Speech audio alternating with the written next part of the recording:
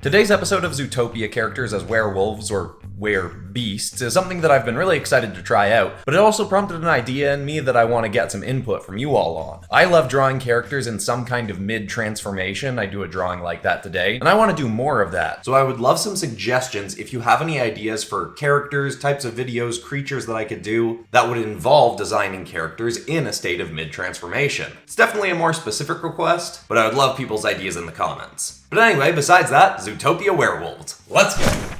Hit like if you want, subscribe if you feel like, but either way, enjoy the show. Well, it seems I've returned. I took some time away from my duties as an aide to the Van Helsing estate to see if that would direct my attention towards a new line of work, or if I'd feel called to return to a particularly dangerous one. Spending so much time nearly gripped in the jowls of various fanged beasts was essentially the only life I'd known, so I thought it best to at least try stepping away from that and see how I felt. But the lifestyle briskly came back to find me, and I was less opposed to that outcome than I'd have anticipated. I took some time to go hiking and found that to be a rather pleasant experience. Too pleasant. It lacked the challenge, the danger that I'd grown so accustomed to. At first, I simply started carrying the same large bag that I often would for the Van Helsings, full of weaponry, books, and herbal remedies of varying varieties. It did increase the challenge, but did not increase the danger. So I began hiking in regions known to be filled with creatures of sordid types. I wound up fighting off vampires, fey folk, ghouls, but unearthed the greatest surplus of fanged fiends when I found myself in an astoundingly bustling, yet simultaneously isolated territory. It was in a region surrounded by mountains where travelers are heavily encouraged not to explore due to the abundance of disappearances from those who have trekked too far in. It was a territory the Van Helsings had had on their docket to explore for some time, but, as far as I'm aware, have not gotten to as of yet. I decided to explore it myself, driven by the apparent subconscious urge to be surrounded by danger I've grown so familiar with. I hiked for 3 days and found a surprising lack of danger claimed to be present.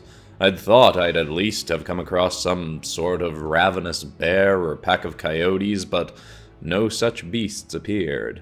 It was only on the third eve, just before the full moon was cresting over the hills, I'd just passed over a tall mount to gaze out into a valley, when I found a large town in the midst of it. In fact, its vastness was expansive enough to nearly call it a city. I was perplexed. This place was on no maps as far as I knew, did no trade with the outside world, so how was it so abundantly large? I considered that it may even be some form of illusion, one made to lure in wary travelers looking for a place to rest. That should have set me at dis-ease, and it did on the surface, but the deeper urge to find familiar threats overtook that concern, and I approached. It took a few hours to reach the outskirts to farmland stretching around the town. It was there that I met the first of this region's residents. She was apparently a low-ranking constable, having begrudgingly stepped away from her duties for a brief time on the orders of the chief of the city guard. She seemed concerned upon my approach, then much more so when I confirmed as she suspected that I was from out of town. She promptly looked up to the sky, turning from day to night, and told me I needed to leave immediately.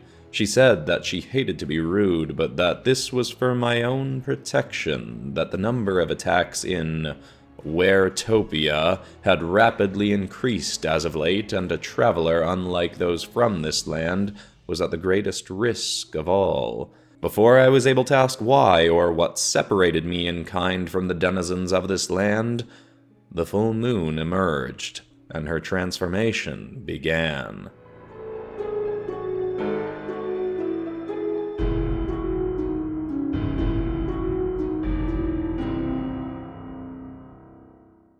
My new acquaintance needn't say anymore, as her body's rapid hair growth, bone-shifting, year-extending transformation said all I needed to know. She was a werewolf. Or were-rabbit, but despite the differing traits of the animals off whom these variants of curses are named, were-rabbits are just as likely to be violent beasts as their wolf counterparts. They will simply have other proclivities on top of aggression. I had quickly drawn a silver stake and a musket with a loaded silver bullet, but the transformed woman did not attack. While her voice sounded simultaneously more grovelly and higher-pitched, she seemed to be maintaining her sentient faculties.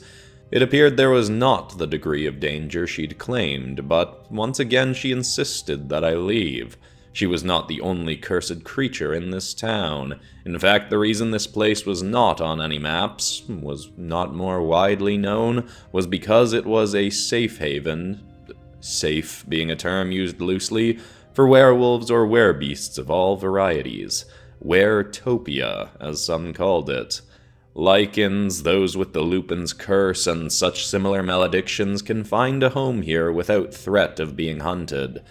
At least being hunted by those who fear their curse. They were obviously still under threat of being killed by others with violent cursed tendencies, but new residents of these lands were made to go through schooling that would teach them to control their urges while in their altered and cursed states. Though this is not a perfect practice. The town had been around long enough that my acquaintance Judith had been born and raised here on her parents' farm outside the town. Many others had been born and raised here as well. That was the dominant way new citizens came about, though occasionally intentional travelers would learn of this place and come here to stay, though they are generally only people with an affinity for beings of the more furry variety. Upon arrival, they will often allow themselves to be bitten and cursed by whatever breed of werebeast they are most drawn to. Despite my newly realized drive toward seeking danger, even I was not particularly driven to delve deeper into a town full of werewolves on the night of a full moon. Unfortunately, I did not appear to have a choice in that moment. As I turned to head back from whence I came, I saw another transformed figure looming on the edge of the woods. It was leaner than werewolves commonly are, and his fur was predominantly orange, suggesting a were-fox. All this said to me was that he would be far more clever than a wolf and kill me slower due to his less elevated strength. I aimed my weapon but was stopped from firing by Judith. Apparently this was a friend of hers, one she claimed should be able to control himself, and yet he got on all fours and bounded towards us anyhow, rage and hunger filling his eyes. Judith claimed he must have been ailed by the savage curse. It was something she claimed was ravaging the town. More and more people were succumbing to their cursed urges than ever before. She had seen the rise ever since moving into the center of the city to work in the guard. I suggested, is it not possible you are simply seeing more of the attacks because you moved to a more populated area? She scoffed and stated that WERETOPIA was a peaceful place for all. She even claimed I was being prejudiced towards werebeasts. I tried to assert that there is a significant difference between being distrusting of someone with an alternate cultural background and being distrusting of people who literally have a curse that compels them towards violence and bloodshed, but she was not having it. There was no time to argue anyhow. With her insistence that I not fight back against her friend, we were forced to flee towards the farmhouse, while she attempted to simply talk him down. He got close enough to claw at my throat when we reached the farm, but Judith stepped into his path. She put herself at risk in my place, and finally her ally did calm. He stated he wasn't sure what came over him, but said so in a way that sounded far too lackadaisical for someone who had just threatened the life of a stranger. While apparently having been skeptical himself of her insistence that something strange was afoot, he too now asserted Judith may be right. They intended to delve farther into the town to confront authority on this matter, and I could not ignore the compulsion to see this little investigation through along with them. No matter how illogical and mendacious I knew it to be. Judith tried to urge me away, but upon stating that she clearly didn't trust this town to be as safe as she claimed, by her insistence that I depart, she stubbornly shifted mood and demanded that I follow along to see what a delightful place this monster-ravaged town could be.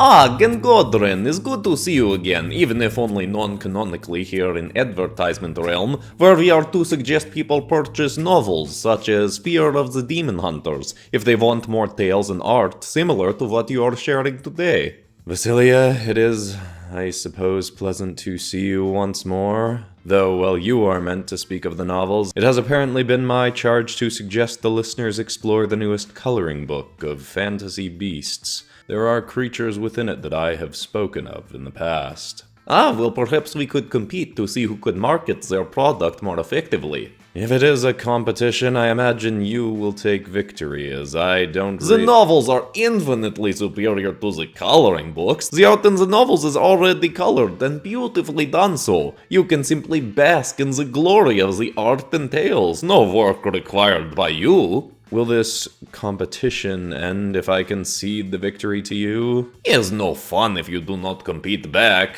Ugh, fine. Bookstore is linked in description. Now return to city full of were creatures likely less elegant than my own were jaguar form. We marched through the town that seemed to be in a state of pandemonium. It was akin to a raucous party in the streets and a vicious city-sprawling pub brawl. Judith explained that some residents can transform at will, some transform every night, and many only on full moons.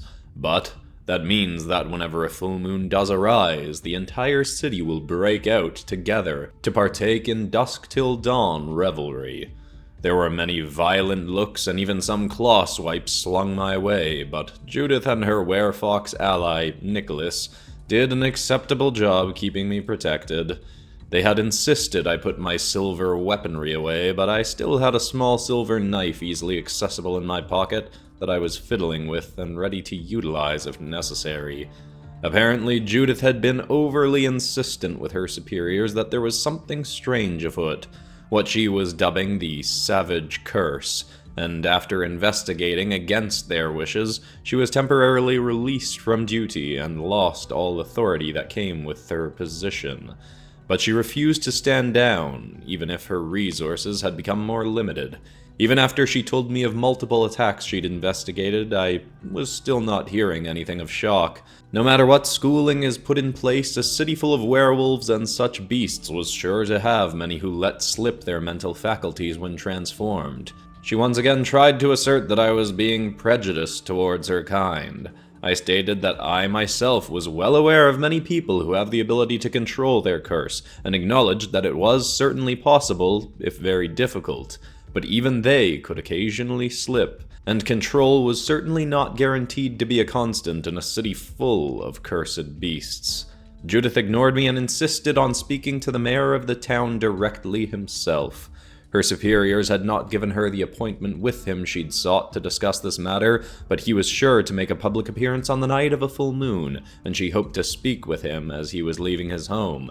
She even had an in with his assistant to aid us, who was a were-sheep. This may sound like a humorous form of were-beast, but they're not as uncommon as you might think, and they can also be much more violent than you may expect. The core difference from a werewolf being that when a were-sheep tears you to shreds with their teeth, it takes longer due to them being dull, blunt instruments of mangling. Still, we reached the mayor's manor to find the assistant on the grounds, warding away any partiers who were getting too rowdy. She was a short woman even in her altered state, and was clearly distressed to learn that an out-of-town traveler was accompanying Judith and Nicholas, but was still swayed to allow us an audience with the mayor. She stated he had not come out yet and was likely still in his human form if he hadn't stepped into the moonlight. We were even allowed inside, led by the assistant, and headed up an elegant staircase. Of course, when it was mentioned in passing that the mayor was a were-lion, I stopped, with some protective instincts finally awakening in me. Were-lions are even more ferocious and aggressive than werewolves. The Van Helsings had come across very few, and the ones they had never been able to control themselves.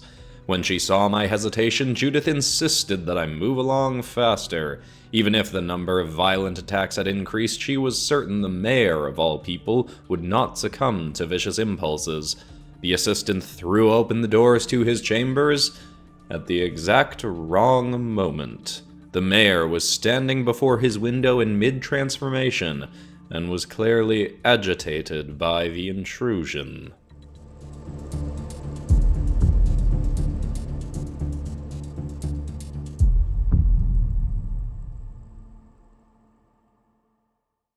While I had not seen him in his full human state, it seemed the mayor was already a very large, muscular, imposing figure even prior to his transformation. As his body warped and altered into a cursed humanoid lion form, he became that much larger. His clothes also tore, which was perplexing in itself.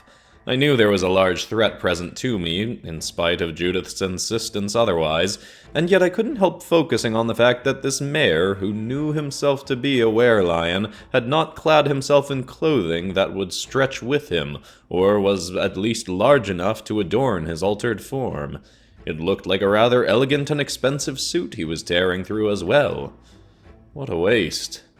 Anyhow, I drew my knife and dropped my pack to pull out other silver weaponry and promptly infuriated Judith and her allies. Of course, I simply rolled my eyes at her as the allegedly stoic and composed mayor of this town thundered towards me in his were-lion form, fangs bared and rage in his eyes. Judith tried to talk him down, confused by his violent approach, and he struck her out of his path on his way to me, seeing my silver weapons. The fox did not step in to take a swipe for me, but did shove me out the door and close it. I stepped aside, knowing what likely came next, and the door was smashed off its hinges with the fox's body having been hurled into it. I realized that, even if this were-lion was dangerous, killing him would likely just cause more problems for me, so I carried off my bag, rummaging through it for some less lethal useful assets. The mayor's assistant came out the broken doorway, urging the mayor to stand down, though doing so in a somewhat theatrical way, as though it were more performative than sincere. Still, the mayor knocked her from his path next, then came bounding after me. Thankfully, I was then prepared. I'd pulled forth a vial of wolfsbane and powdered iron, poured them into my hand, and waited for the beast to approach. I'll admit I impressed myself with how still I was able to remain upon the creature's charge. Normally I rely on a Van Helsing to protect me, but it seemed with them not around, I easily fell into the role of protecting myself. The beast was clearly about ready to lunge, so I lunged forward first and blew the concoction from my palm into its open maw. He coughed and choked on it, stumbling back. I clutched my musket in case the ailment had not been enough. But as hoped, the mayor seemed to regain his full faculties, and he turned to me with less violence in his eyes. I am truly sorry, young man. I'm not sure what came over me there. You're a were-lion who is alarmed in mid-transformation. Your reaction was not unexpected. In fact, it is more surprising to me that the small amount of werewolf deterrent I responded with was enough to set you into a calmed state. It is quite impressive to see someone in control of your particular curse, I informed him. Judith then emerged and furiously claimed I was being condescending to the mayor. She asserted that he must have been afflicted by whatever has been causing the increase in attacks. She even turned on her supposed ally, the mayor's assistant, stating, "You did this! You must have wanted the mayor to attack us. If people knew he'd allowed his curse to get to him and he'd killed someone, you'd acquire his position." The mayor's assistant responded, What? Of course not. I mean, I would admittedly happily take his job if something like that did occur, but I didn't try to make him attack you. Like the young man said, we just entered at a bad time and alarmed him. I believe she was underselling her interest in the outcome of her acquiring the mayor's position, but no part of me thinks she was conspiring to make it so. What about Nicholas? What could have caused you to attack? The werefox shrugged. Well, Hopps, I kinda do snap sometimes. Might have just been that I smelled the new guy's silver weapons or something and got riled up. But why? Why are there so many attacks happening? I never saw this many attacks out in the farmlands. Something has to be afoot. The mayor himself looked baffled by her. What, are you serious? There's no conspiracy here. Of course there are a lot of violent attacks. You live in a town full of f***ing werewolves. She was flabbergasted, but I think the message finally sunk in. Her life and the life of those in this city was not some metaphor for bigotry. They were simply a massive collective of cursed beings, and attacks would never be uncommon in this place. Still, to calm the upsetting revelation, I did make sure not to rub in that I'd told her so. And in fact, I made sure to inform her that I was impressed by the control I'd seen overall asserted by the people of this land. I did not remain much longer, and the mayor granted me an escort out of the city limits. It was upon the conclusion of this ordeal that I determined it was time for me to return to my position under the Van Helsing estate. Whether seeking the familiarity of being in peril, or simply having realized that I enjoy the work. It seemed evident that whether I was with the Van Helsings or not, danger would always be around the corner. So I may as well surround myself with other people who are as equipped as I to handle it.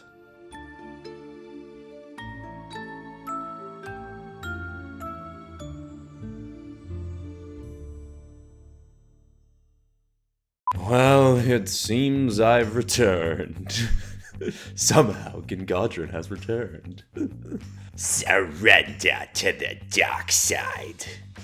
That's a voice I should use for something. I am the Senate, Lord Vader.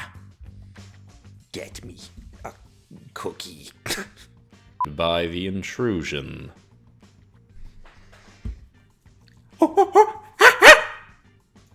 Where monkey?